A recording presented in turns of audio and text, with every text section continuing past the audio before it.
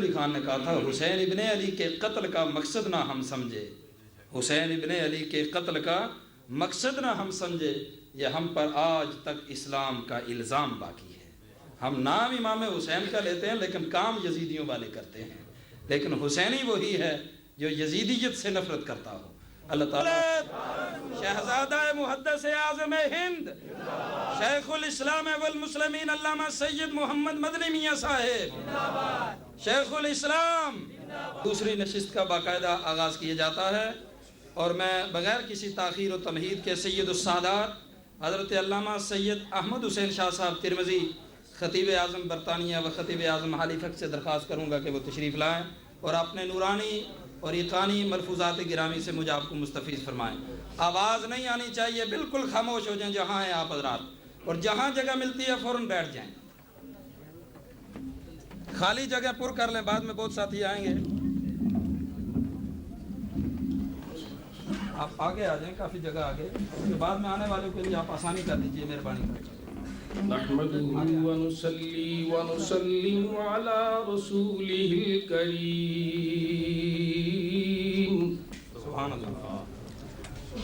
أما بعد فأعوذ بالله من الشيطان الرجيم بسم الله الرحمن الرحيم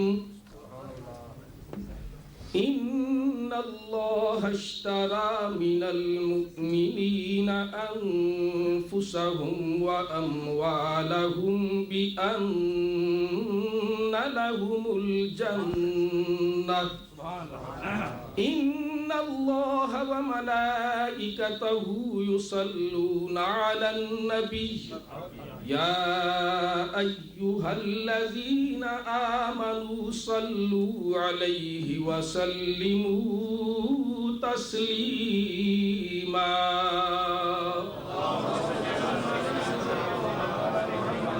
اللهم صل وسلم على سيدنا ومولانا محمد وعلى آل سيدنا ومولانا محمد معدن الجود والكرم وآله الكرام وابنه الكريم وبارك وسلم ہوئی نصیب جو میدان کربلا میں تمہیں ہوئی نصیب جو میدان کربلا میں تمہیں وہ کامیاب شہادت سلام کہتی ہے، وہ کامیاب شہادت سلام کہتی ہے۔ ذرا مل کے کہہ دیجئے، وہ کامیاب شہادت سلام کہتی ہے، وہ کامیاب شہادت سلام کہتی ہے۔ تمہارے عزم و ارادہ کی استقامت کو قدم قدم پہ شجاعت سلام کہتی ہے، قدم قدم پہ شجاعت سلام کہتی ہے۔ بسد عقیدت و بسد افتخار و ادب، بسد عقیدت و بسد افتخار و ادب، نبی کی بسد عقیدت و بسد افتخار و ادب، تجھے رسول کی امت سلام کہتی ہے، تجھے رسول کی امت سلام کہتی ہے۔ حضرت قبلہ شیخ الاسلام حضرت پی علامہ سید محمد مدنی میاں صاحب دامت برکاتہم العالیہ جگر گوشہ حضرت محدث اعظم کچوچی انتہائی واجب الاحترام علماء کرام، بانی محفل حضرت علامہ مولانا قاری خادم حسین صاحب چشتی، نعت خوانان خوشنہان، قراء صاحبان، انتہائی قابل احترام خواتین و حضرات، آج ہم سب کی یہ خوش قسمتی ہے اور اللہ کا ہم پر فضل اور اس کا احسان ہے کہ اس مولا نے چند لمحات ہمیں اپنے رسول اور آل رسول کے ذکر میں گزارنے کی توفیق عطا فرمائی ہے۔ بلا تمہید عرض کرتا ہوں کہ اللہ جل مجدہ نے قرآن حکیم میں ایک عظیم سودا کا ذکر فرمایا ہے۔ ان اللہ اشترى من المؤمنین انفسهم واموالهم بان لهم الجنہ، بے شک اللہ نے خریدا ہے ایمان والوں سے ان کی جانوں کو، ان کے اموال کو، اس بدلے میں کہ ان کو جنت عطا کر دی ہے۔ یہ علماء تشریف فرما ہیں، علم کے شاہ سوار خطابت کے میدان میں جن کا کوئی ثانی نہیں وہ تشریف فرما ہیں۔ اللہ جل مجدہ نے جو یہ ارشاد فرمایا اس آیت مقدسہ میں، ماضی کا صیغہ استعمال کیا کہ اللہ نے سودا کر لیا مومنین سے ان کی مالوں اور جانوں اور اموال کا، اور اس کے بدلے میں جنت عطا کر دی۔ آگے ارشاد فرمایا یقاتلون فی سبیل اللہ، وہ لوگ ہیں جو اللہ کی راہ میں لڑتے ہیں اور لڑیں گے۔ مضارع کا صیغہ استعمال ہو رہا ہے، مستقبل کی بات ہو رہی ہے، حال کی بات ہو رہی ہے۔ پہلے جز میں ماضی کا ذکر ہے، اگلے جز میں مضارع کا صیغہ جس میں مستقبل بھی آتا ہے کہ وہ لوگ ہیں جو لڑیں گے اللہ کی راہ میں۔ فَيَقْتُلُونَ وَيُقْتَلُونَ، وہ سارے کے سارے ماریں گے بھی اور سب کے سب مریں گے بھی، مر بھی جائیں گے، قتل بھی ہوں گے۔ اب دیکھیے پوری تاریخ اسلام میں کون سا وہ غزوہ ہے یا کون سی وہ جنگ ہے کہ جس میں مومن ہوں سارے کے سارے مارے بھی اور سارے کے سارے شہید بھی ہو جائیں۔ آگے رب قدوس ارشاد فرماتا ہے وعدن علیہ حقا فی التوراۃ والانجیل والقرآن، اللہ کا یہ پکا سچا وعدہ ہے انجیل تورات میں، انجیل میں اور قرآن میں۔ پروردگار عالم یہ بیان کرنے کے بعد ارشاد فرماتا ہے فاستبشروا ببیعکم الذی بایعتم بہ، اور ایمان والو خوش ہو جاؤ اپنے عظیم سودے پر جو تم نے اپنے اللہ سے کیا ہے۔ وذالک هو الفوز العظیم، اور وہ بے شک عظیم کامیابی ہے۔ اب دیکھیے کہ کوئی ایسا مارکا دیکھیں تاریخ اسلام میں کہ جس میں سب کے سب قتل بھی ہو جائیں اور وہ عظیم کامیابی ٹھہرے، عظیم کامیابی ٹھہرے، عظیم کامیابی قرار دی جائے۔ دیکھیے اسی تناظر میں آج اس واقعہ کو سننے کے لیے، جس سے سبق حاصل کرنے کے لیے آپ تشریف فرما ہیں، پروردگار عالم نے اسی پر بس نہیں فرمائی، ان لوگوں کی خاص ایمان والوں کی صفتیں اگلی آیت مقدسہ میں رب ارشاد فرماتا ہے۔ رب فرماتا ہے وہ لوگ ہیں التائبون، وہ توبہ کرنے والے ہوں گے، والعابدون، عبادت گزار ہوں گے، سب کے سب توبہ کرنے والے، رجوع کرنے والے اور عابد عبادت کرنے والے، والحامدون، اور حمد کرنے والے، اللہ کی تعریف کرنے والے ہوں گے، تعریف کرنے والے بھی ہوں گے، السائحون، اور پے در پے روزہ رکھنے والے ہوں گے۔ اب دیکھو صرف عام روزہ رکھنے والے نہیں، صائمون نہیں، سائحون، کئی دنوں کے روزے رکھے ہوں گے، کئی دن کے بھوکے اور پیاسے ہوں گے، الراکعون، رکوع کرنے والے ہوں گے، الساجدون، وہ سجدہ بھی کرنے والے ہوں گے۔ ایمان والو یوں تو تائب رجوع کرنے والے بے شمار تم نے دیکھے ہوں گے، اس روئے زمین پر چشم فلک نے بڑے بڑے رجوع کرنے والے دیکھے، پر ایسے رجوع کرنے والے تم نے کم دیکھے ہوں گے۔ ادھر جاہ و حشمت کی پرواہ نہیں، مال و دولت کی پرواہ نہیں، شان و شوکت کی پرواہ نہیں، ہیبت و جلالت کی پرواہ نہیں، ظلم و ستم کی پرواہ نہیں، کسی لالچ و دبدبے کی پرواہ نہیں، بلکہ صرف اور صرف اللہ کی رضا کے لیے ایک ہی خیال ہے کہ کچھ بچے یا نہ بچے، مصطفیٰ کا دین بچ جائے، ایک پرواہ ہے۔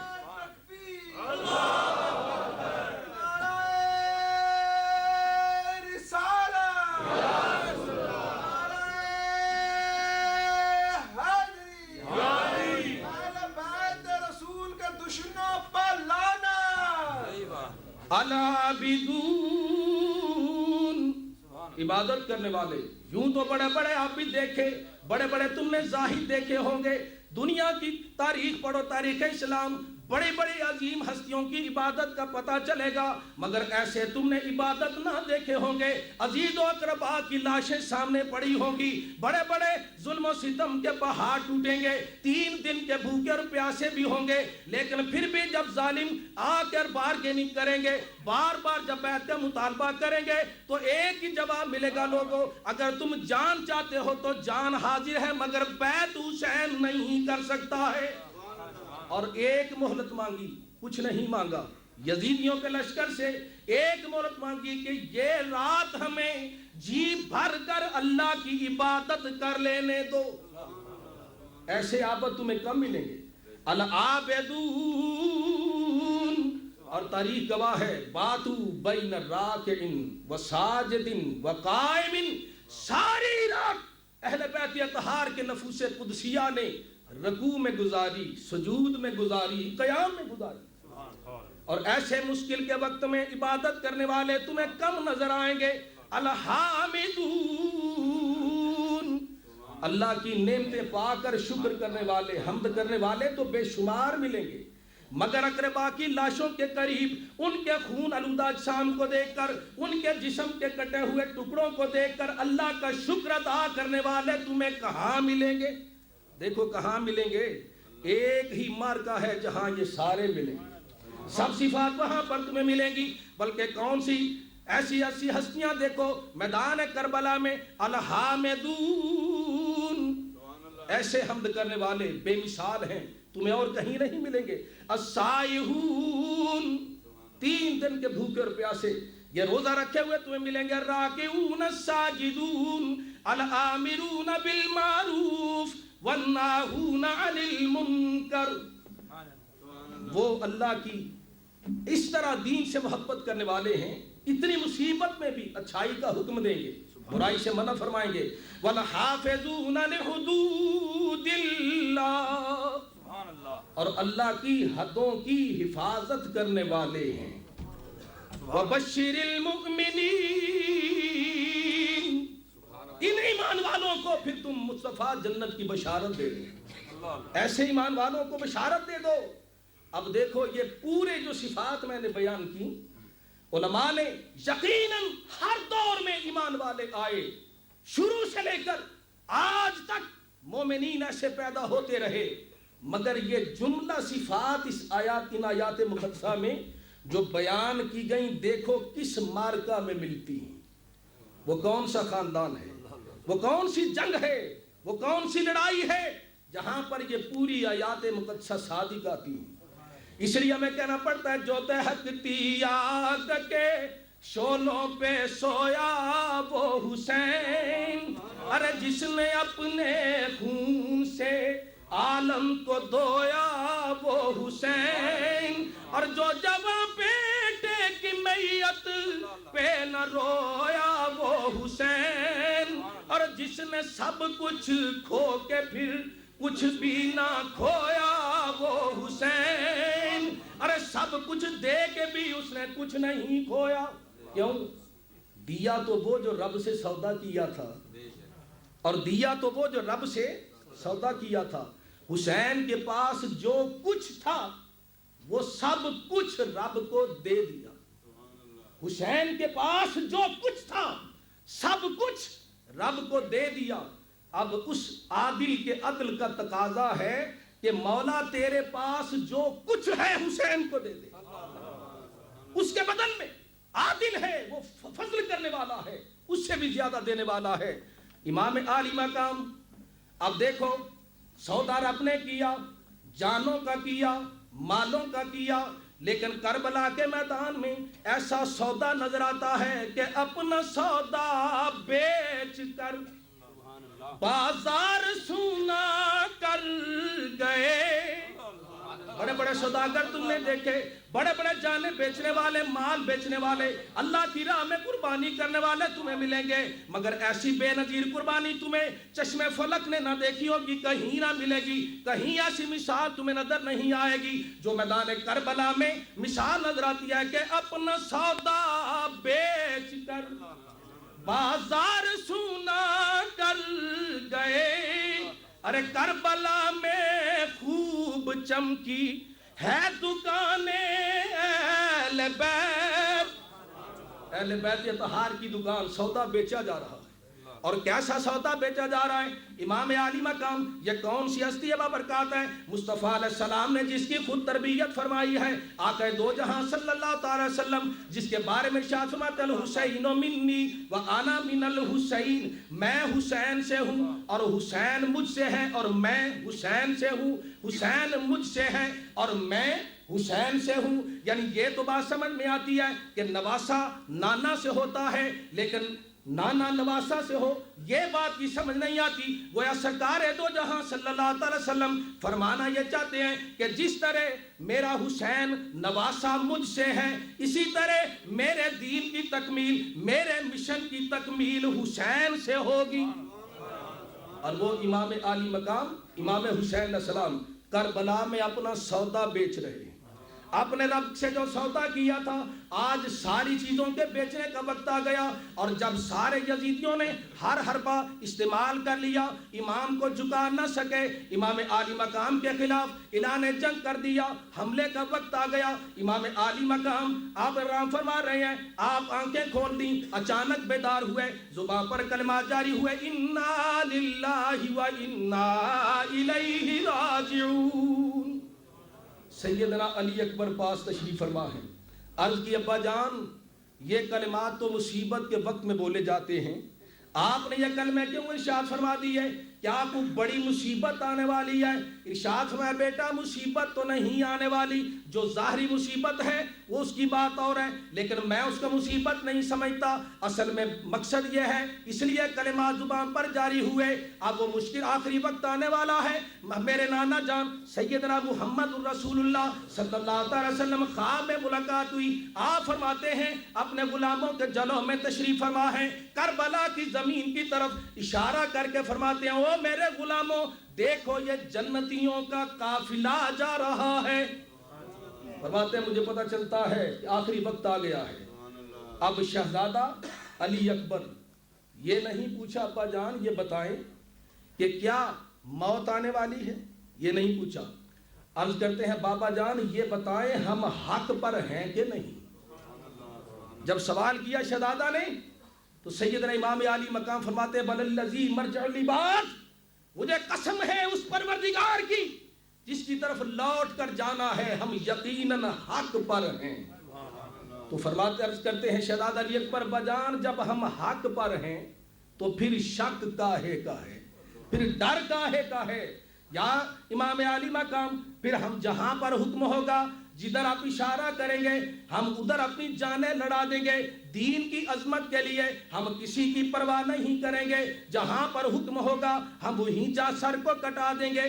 اب ادھر حضرت سیدنا امام عالی مقام فرماتے ہیں بیٹا میں نے یہ خواب دیکھا ہے کہ تیرے نانا ہمیں ہمارے جنت میں جانے کے لیے آپ اشارہ فرما رہے ہیں۔ ادھر پوچھتے ہیں بیٹا یہ بتا یہ دکھ آنے والے ہیں، ہم سب سے بچھڑنے والے ہیں، سب کچھ قربان کرنے والے ہیں، لیکن بیٹا یہ بتا تیری رائے کیا ہے؟ امام کی اس بات کو جب پڑھا تو میری آنکھوں کے سامنے دماغ میں وہ نقشہ گونج رہا ہے، جب حضرت سیدنا خلیل اللہ علیہ السلام اپنے لخت جگر حضرت سیدنا اسماعیل سے سوال کرتے ہیں، اے میرے لخت جگر، میں نے انی ارا فی المنام انی اذبحک فانظر ماذا تری، اے لخت جگر میں نے خواب دیکھا ہے، میں تجھے اپنے ہاتھوں سے ذبح کر رہا ہوں، بتا تیری رائے کیا ہے؟ بھی جب اللہ کا حکم ہے تو پکڑ کے ذبح فرما دیجئے۔ بیٹے سے پوچھنے کا کیا مقصد، ان سے پوچھنے کا کیا مطلب؟ لیکن امام عالی مقام کی اس واقعہ کو پڑھ کر یہ مجھے حضرت خلیل اللہ علیہ السلام کا واقعہ یاد آیا۔ کیوں خلیل اللہ علیہ السلام نے اپنے لخت جگر اسماعیل سے پوچھا؟ اگر اسماعیل علیہ السلام کو پکڑ کر فوراً ذبح فرما دیتے تو کمال صرف خلیل کا ہوتا، لیکن بیٹے کی رائے کو شامل کر لیا تاکہ یہ کمال خلیل کا بھی ہو جائے اور سیدنا اسماعیل کا بھی ہو جائے، دونوں کا کمال ہو گیا۔ اکیلے میں کمال خلیل کا نہیں رہا، اسماعیل علیہ السلام کا بھی کمال ہو گیا۔ ادھر امام عالی مقام سیدنا علی اکبر سے مشورہ فرماتے ہیں، اس لیے مشورہ میں شامل کر لیا تاکہ یہ کمال صرف حسین کا نہ رہے بلکہ علی اکبر کا بھی کمال ہو جائے، ان کی رائے بھی شامل ہو جائے۔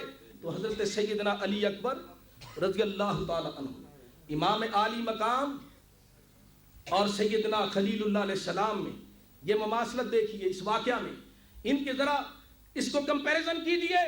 ادھر خلیل اللہ علیہ السلام ہیں، ان کا کردار خلیل اللہ کا کردار الگ ہے، ذبیح اللہ کا کردار الگ ہے، لیکن ادھر میدان کربلا میں امام عالی مقام اکیلے خلیل اللہ بھی نظر آتے ہیں اور ذبیح اللہ بھی نظر آتے ہیں۔ خلیل اللہ اس حوالے سے کہ بیٹے اکبر کو قربان کر رہے ہیں، اور ذبیح اللہ اس حوالے سے کہ مصطفیٰ کی طرف سے شہادت ہو رہی ہے، کمری والے کی طرف سے شہادت ہو رہی ہے۔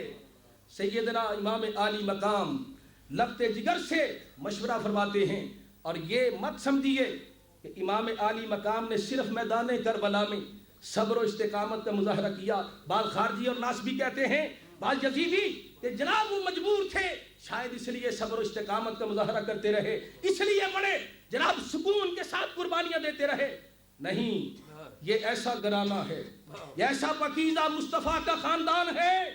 مجھے مدینہ کی سرزمین کا واقعہ یاد آتا ہے، جب سیدنا امام زین العابدین رضی اللہ تعالی عنہ آپ مدینہ کی سرزمین جنگل میں ہیں، عبادت الہی میں مصروف ہیں، اپنے خیمہ میں تشریف فرما ہے، اور ادھر خولی بن یزید یا حسین ابن نمیر دونوں میں سے کوئی ایک، دونوں کے بارے میں روایت ہے، قاتلان حسین میں سے ایک شخص جس کے پیچھے مختار سقفی کے بندے لگے ہوئے ہیں، اس کو قتل کرنا چاہتے ہیں، جان بچاتا ہوا حضرت زین العابدین کے خیمے میں آتا ہے، جان بچانے کے لیے آیا، خیمہ نظر آیا جنگل میں، اس کے اندر گھس گیا۔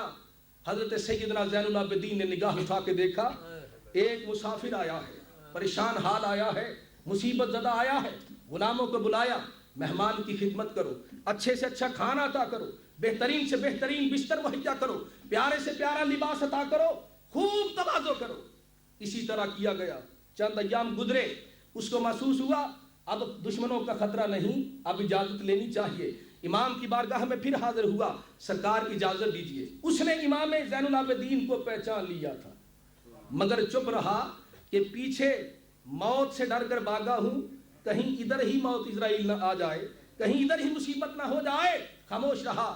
جانے لگا تو سیدنا زین العابدین خیمہ سے باہر تشریف لائے، دور تک الوداع کرنے کے لیے تشریف لے گئے، جاتی دفعہ اچھا لباس عطا کیا، ہاتھوں میں ایک تھیلی اشرفیوں کی عطا فرما دی، فرمایا تو مسافر ہے، مجبور ہے، دور جانے والا ہے، یہ ساتھ لیتا جا، سفر میں تیرے کام آئیں گے۔ جب اتنا ارشاد فرمایا، آخر وہ بھی انسان تھا، اندر کا ضمیر جاگ اٹھا، اندر کا انسان جاگ اٹھا، کہنے سوچنے لگا کہ موت تو پھر بھی آنی ہے، موت تو جہاں بھی جاؤں گا آئے گی، کیوں نہ اپنے ضمیر کا پاپ دھو لوں، کیوں نہ ان کے قدموں سے لپٹ کر معافی مانگ لوں۔ قدموں پہ گرا، کہنے لگا سرکار آپ نے مجھے پہچانا نہیں، میں تو فلاں بڑا بدبخت آدمی ہوں، بڑا گنہگار ہوں، آپ نے مجھے پہچانا نہیں۔ امام زین العابدین نے کیا ایمان پرور جواب دیا، فرمایا ارے کیا کہتا ہے، ارے کیا کہتا ہے، میں نے تجھے پہچانا نہیں، کیا تو وہ نہیں جو میرے باپ سیدنا حسین کا سر قلم کرنے میں پیش تھا؟ کیا تو وہ نہیں جو خیموں کو آگ لگانے میں آگے آگے تھا؟ کیا تو وہ نہیں جو پانی بند کرنے میں سب شامل تھا؟ کیا تو وہ نہیں جس نے ہمارے ساز و سامان کو لوٹا تھا؟ کیا تو وہ نہیں جس نے میری معصوم بہن سکینہ کو بھی تمانچے رسید کیے؟ کیا تو وہ نہیں کہ جو علی اکبر شبیہ مصطفیٰ کی کمر پر اور سینے پر کود رہا تھا، جس نے جسم اطہر کے ٹکڑے کیے؟ کیا تو وہ نہیں؟ اتنے باتیں کرنی تھیں، پریشان ہو کر کانپنے لگا، سرکار معاف کر دیجئے، معافی چاہتا ہوں، خدا کے لیے معاف کر دیجئے۔ فرمایا قسم پروردگار کی اس لیے تجھے نہیں بتایا کہ میں تجھ سے کوئی بدلہ لینا چاہتا ہوں، تجھ سے کوئی مواخذہ کرنا چاہتا ہوں، تجھ سے میں خون کا حساب لینا چاہتا ہوں، بلکہ قسم پروردگار کی میں نے تو تجھے پہلی نظر میں پہچان لیا تھا، اور تجھے میں پھر قیامت تک کیسے بھول سکتا ہوں؟ کہنے لگا سرکار جب پہچانا تھا تو قتل کیوں نہیں کیا، بدلہ کیوں نہیں لیا؟ فرمایا اس لیے کہ میرے نانا کے ارشاد ہے اکرم الضیف، مہمان کی عزت کرو۔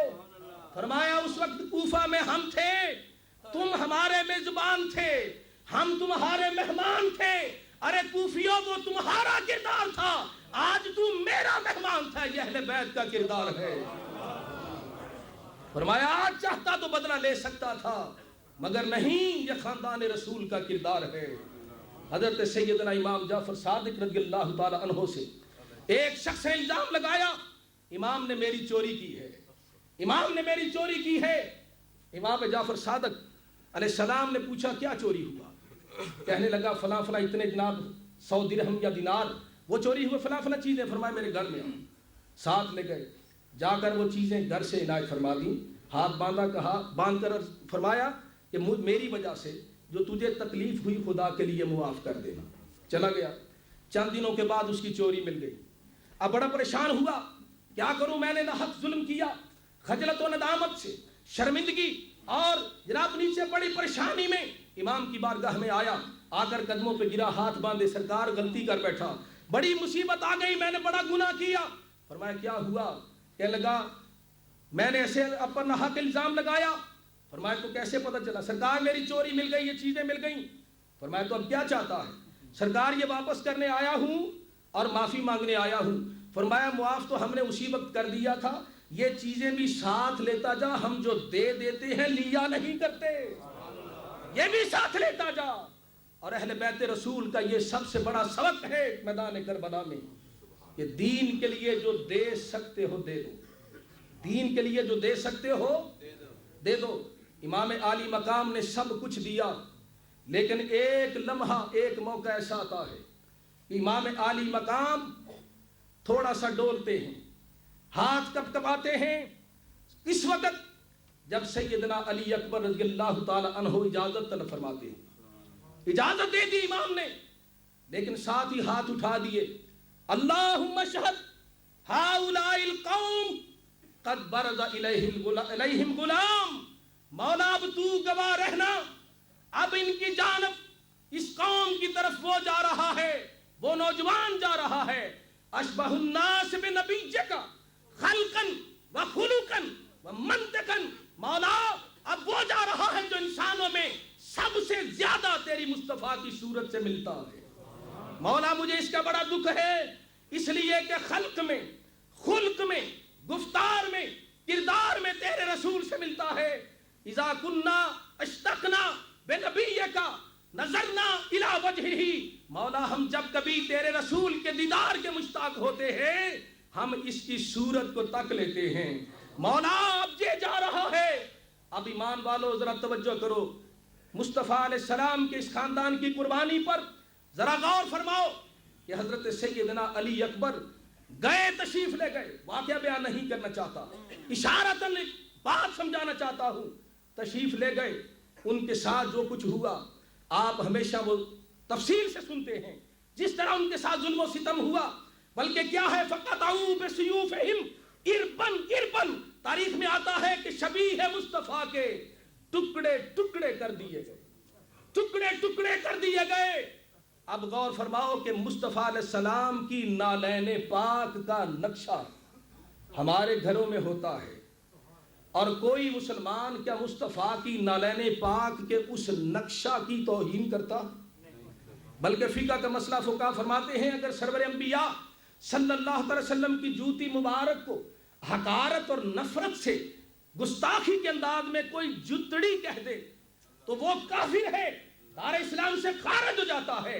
ارے جو مصطفیٰ کی نالین کی توہین کو کفر سمجھے، ایمان والو پھر ان کا حال کیا ہوگا جنہوں نے شبیہ مصطفیٰ کو کاٹا، شبیہ مصطفیٰ کے ٹکڑے کیے، شبیہ مصطفیٰ کی سینے پر جو ناچتے رہے، جو شبیہ مصطفیٰ کی توہین کرتے رہے، کیا ابھی ان کا اسلام باقی ہے؟ امام نے وہاں بھی حجت پیش فرمائی، فرمایا ظالموں مجھے کہتے ہو میرا نبی سے کوئی تعلق نہیں، اگر میرا تعلق نہیں تو دیکھو میرا یہ لخت جگر کہ بخشی ہے خدا نے اسے توقیر محمد، ارے دیکھو گیسو ہے کہ ہر زلف گرا گیر محمد۔ فرمایا ظالموں تم اس کی صورت کو دیکھو، تمہیں والضحیٰ کا چہرہ یاد آئے گا، اس کے بالوں کی طرف نظر کرو تمہیں واللیل کی زلفیں یاد آئیں گی، تم اس کی صورت کو دیکھو تمہیں یاسین کے دندان نظر آئیں گے، علم نشا کا سینہ یاد آئے گا، والامرکا کی جان یاد آئے گی، والبلد کے مکان والا سکملی والا یاد آئے گا، اور سبحان الذی اسرا کی شان والا تمہیں آقا یاد آئے گا۔ پتا تھا ماں نہیں مانیں گے، یہ بھی خبر تھی، مگر اتمام حجت کرتے رہے۔ اور پھر حضرت سیدنا علی اصغر کو بھی ہاتھوں پہ اٹھا کر دکھایا تھا، اور یہ دیکھو ظالموں مجھ سے دشمنی ہے نا، اسے تو کوئی دشمنی تمہاری نہیں، ناحق ہے عداوت تمہیں نازوں کے پلے سے، ارے دے دو پانی تھوڑا سا اس کو تو دے دو، اس کے ساتھ کون سی دشمنی ہے؟ ارے ناحق ہے عداوت تمہیں۔ جب امام گھر والوں کی شرار پر لے کر آئے، امام نے منع کر دیا گھر والوں کو، نہیں میں اس کے لیے پانی نہیں مانگوں گا، بار بار انکار کیا، اور ارشاد کیا فرمایا تھا؟ شاعر کی زبان میں ارشاد کیا فرمایا تھا کہ ادنا سے سخی مانگے یہ دستور نہیں ہے، ارے ادنا سے سخی مانگے یہ دستور نہیں ہے، کچھ صبر اور کرو کوثر اب دور نہیں ہے۔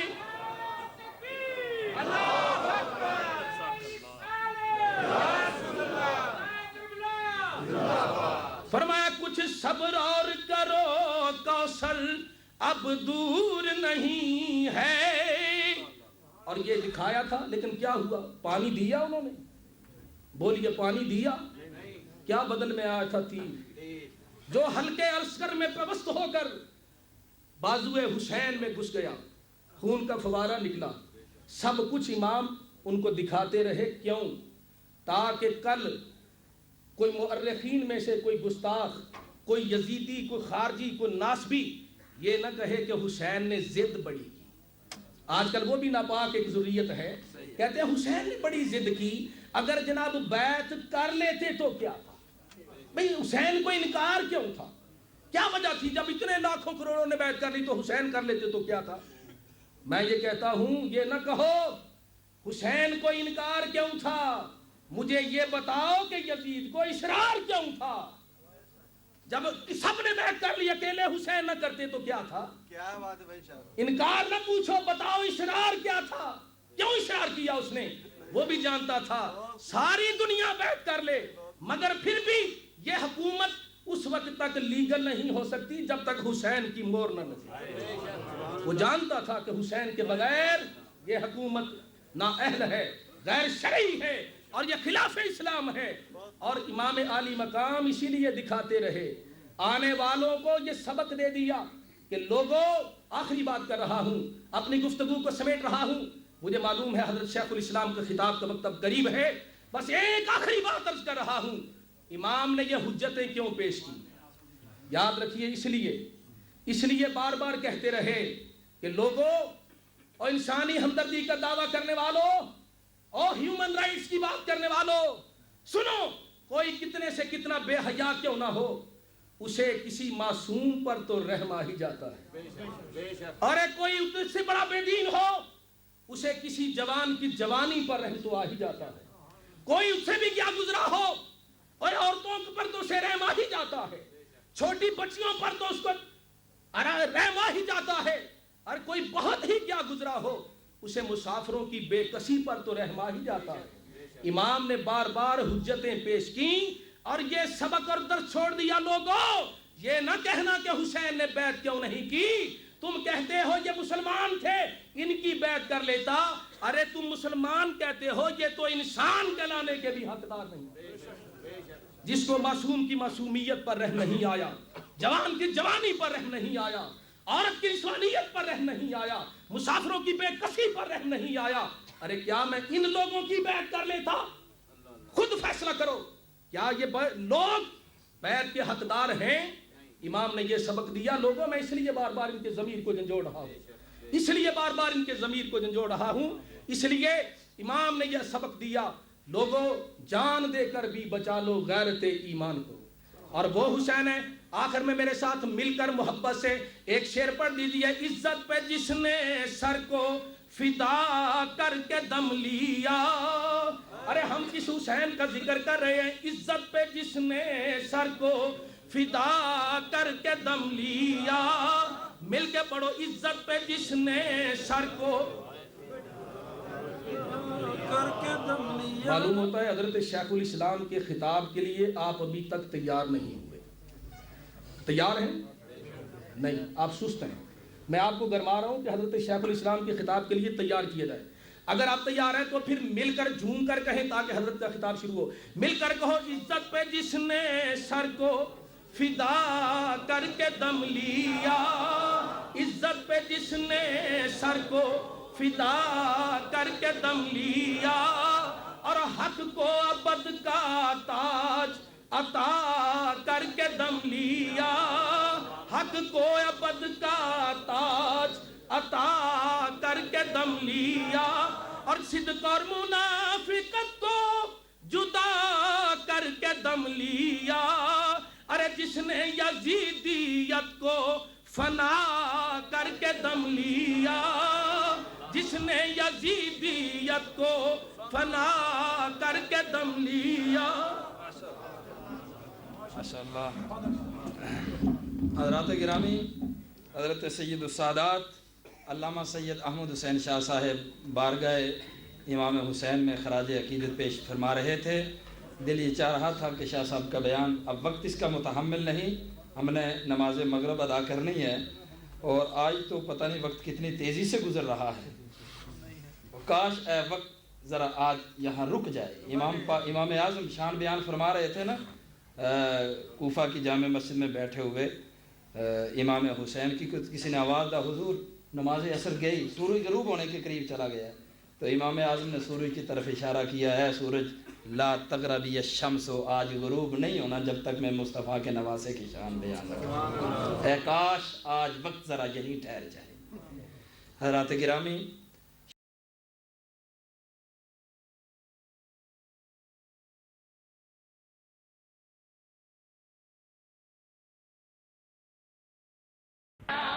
تاریخ gift and Islamic audio video centre 1000 سے زائد مختلف موضوعات پر علماء اکرام کی بصیرت افروز تقاریر, قراء اعظام کی آواز میں تلاوت کلام پاک, نعتوں اور دلچسپ مناظروں کے آڈیو اور ویڈیو کیسٹس دستیاب ہیں. پوٹوہاری اشعار, قوالیوں کی کیسٹ اور اس کے علاوہ قاری محمد اشرف سیالوی کی کیسٹیں پورے یوکے میں صرف ہمارے ہاں ملیں گی. تاریخ gift and Islamic audio video centre 10 Carlisle road, نزد حنفیہ مسجد, بریڈ فورڈ آرٹ. ٹیلی فون 480327 اور 775721.